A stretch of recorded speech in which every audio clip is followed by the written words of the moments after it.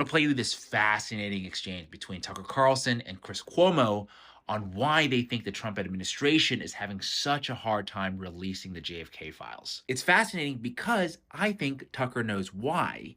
He knows he can't say it, but he kind of indirectly hints at it at the very end if you pay super close attention.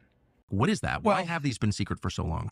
Why don't they put it out? Because institutions protect themselves, Tucker, as we both know. Really? And there's clearly information in those files that are going to make the CIA look bad. Just the CIA? Well, whatever. Different No, agencies. no, not whatever. I mean, I don't know because I haven't seen okay, it. well, so here's, But it could be the FBI, it could be the CIA. Okay, so I've always thought that.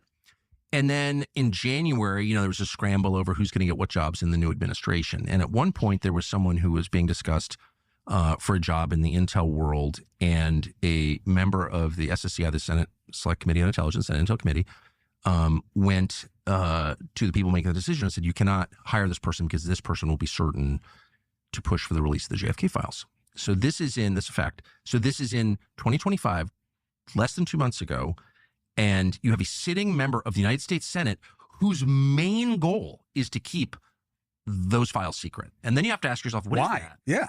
I mean, it doesn't actually make sense, the story. It doesn't make sense. And by the way, we have the file numbers of most of the files that have not been disclosed. So it's like Trump issues an executive order on January 23rd saying you're going to release this stuff. They kind of can't not release it. And yet now it's the first week of March and they haven't released it. So pressure is currently being applied on the administration not to release those files. It seems that way. By whom? I don't know. And the CIA has already been through 50 years ago, the Church Committee hearings, 1975, where we sort of know they were assassinating people, dosing people with acid, all this stuff. It's like the CIA has already been discredited.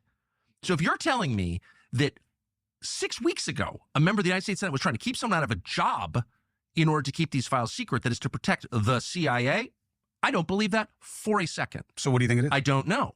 But this is, there's no one at the CIA who's involved. Then. Actually, who's involved in the Kennedy assassination. There's no one in America who's involved in the Kennedy assassination. That last part, did you catch it? He says that there's nobody alive in America who was involved in the JFK assassination thing, meaning that there is no domestic institution to protect. There is no individual here in America that they need to protect.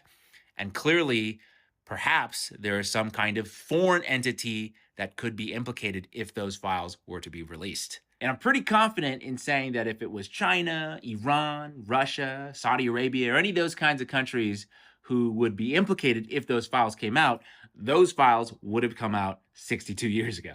There's really only one country in the entire world that America will never point fingers at, no matter what they do.